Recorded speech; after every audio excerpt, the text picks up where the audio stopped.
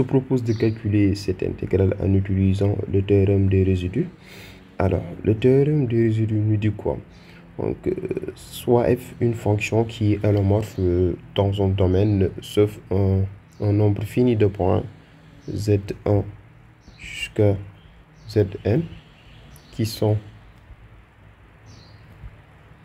les pôles de f. Et si gamma est un domaine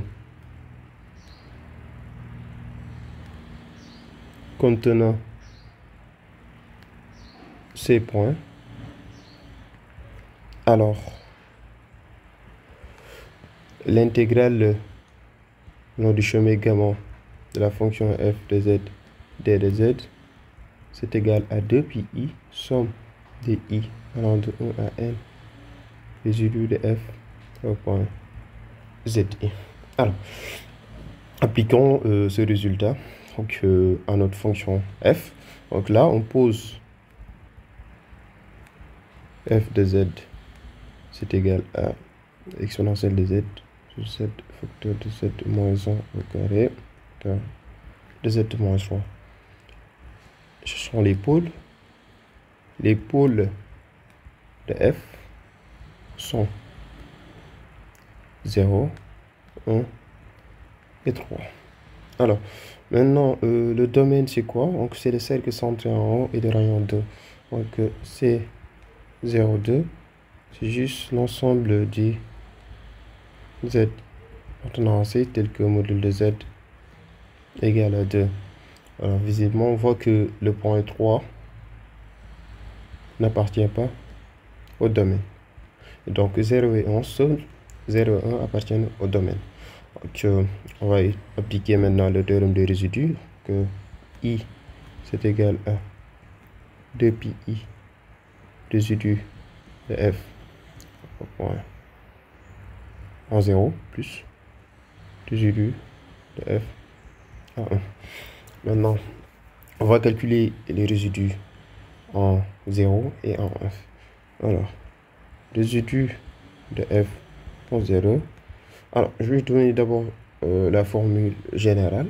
Donc, si on veut calculer le résidu de f en un point z0 et que z0 est un pôle d'ordre p de f, alors la formule c'est quoi? C'est 1 sur, non, limite 1 sur p moins 1 factoriel, dérivé d'ordre p moins 1, z moins z0 à la puissance p f de z, tout évalué en z égale à z0. Alors, on l'applique à 0. Donc, on voit que 0, c'est un pôle d'ordre 1. Et comme c'est un pôle d'ordre 1, donc P égale à 1. Donc, là, on a quoi? Résidu de f en 0, c'est juste la limite quand z tend vers 0 de z, f de z est égal à la limite quand z tend vers 0, exponentielle de z sur z moins 1 carré de z moins 3 est égal à moins 1 tiers. De même, résidu de f en 1, c'est égal. Maintenant, ici, le point 1, c'est un pôle d'ordre quoi? Donc, cette formule, en fait, cette formule-là, elle est applicable pour un pôle d'ordre. Ouais, c'est bon.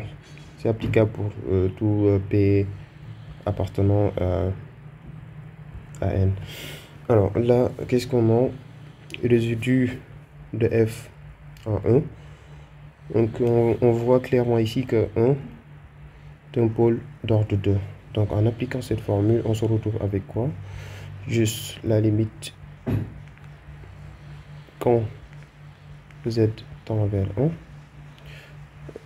d sur dz, que z moins 1 au carré f de z.